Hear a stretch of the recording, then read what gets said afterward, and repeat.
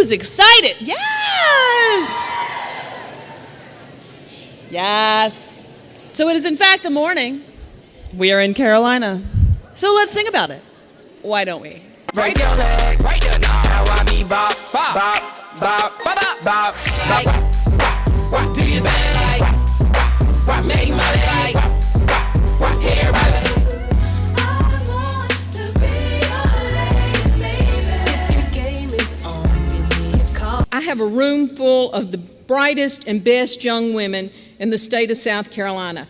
You know there's a lot that goes by the front door. Don't forget the keys under the mat. Childhood stars shine, but always stay humble and kind. And the mill taught me some very important lessons about life. It taught me the value of hard work, and it taught me how to treat people who are depending on you. And mainly, it taught me to work really, really hard in college because I didn't want to come back to the mill. I wanted to work in the air conditioning, and it was super hot in the mill. So I did. I worked really hard in college, and I finished with honors, and I got a scholarship to law school. And went to the University of South Carolina School of Law and finished near the top of my class in 2.5 years. And, oh, thank you.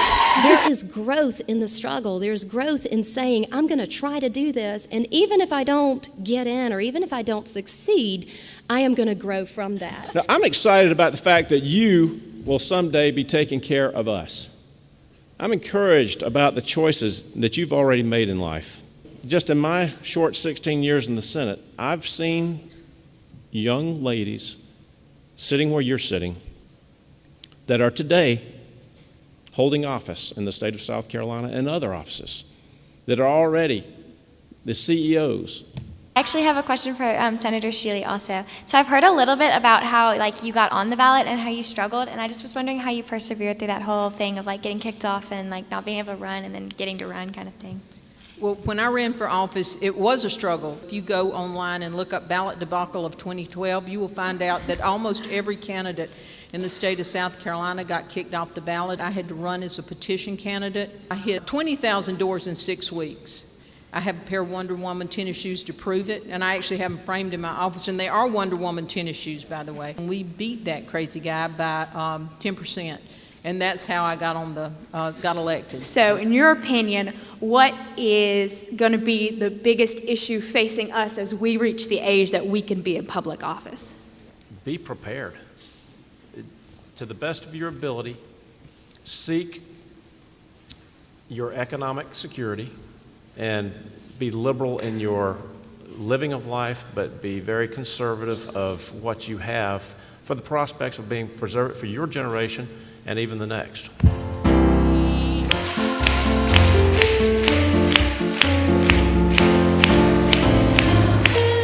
Thank you so much. It's great to be back at Girl State. I think this is my 5th year speaking to you guys, and this is always one of my most favorite events of the summer. Leadership is not about the perks and privileges that come with the title that you possess. Leadership is about what?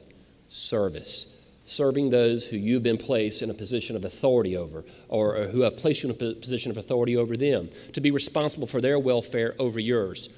That same captain said, when we go outside into the field to train at night, you will be the last one to go to bed, you'll be the first one to get up in the morning, and you will always be the last one to eat, because your job is to take care of those people with whom you have a leadership role over. If you make your bed every morning, you will have accomplished the first task of the day. It will give you a small sense of pride and will encourage you to do another task, and another, and another, and another. And by the end of the day, that one task completed will have turned into many tasks completed. Making your bed will also reinforce the fact that the little things in life matter. If you can't do the little things right, you can't do the big things right. But remember, failure breeds resilience, resolve, perseverance. Why did you choose to work to serve the state instead of get involved in the more lucrative area of corporate law? We were walking out, she began to cry, and the victim's advocate and I put our arm around her as we ushered her out of the courtroom, and he was being taken out in shackles for the next 18 years. And I said, I asked her, why are you crying? This is what we've been trying for the last 5 months. And she said, I'm not crying because I'm a victim. Or she said, I'm not crying because I'm sad, I'm crying because I'm happy, because for the first time in my life, I'm not a victim, I'm a survivor. And it hit me like a ton of bricks. That was 7 or 8 years ago that case happened. I don't know where she is. I'll be 90 years old. I won't know my name, but I remember that I played a role in the courtroom as a prosecutor where I couldn't undo that horrible thing that happened to that young woman. But I was able to give her her day in court and get it to a jury, and we were able to hold that bad person accountable. And it changed her whole perspective. We talked about that, her perspective about who she was. She was no longer a piece of meat, but a human being.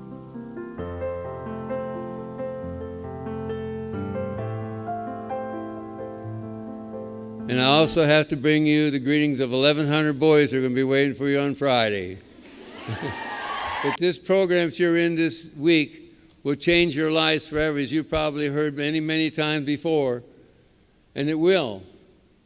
But also remember that you may change somebody's life also.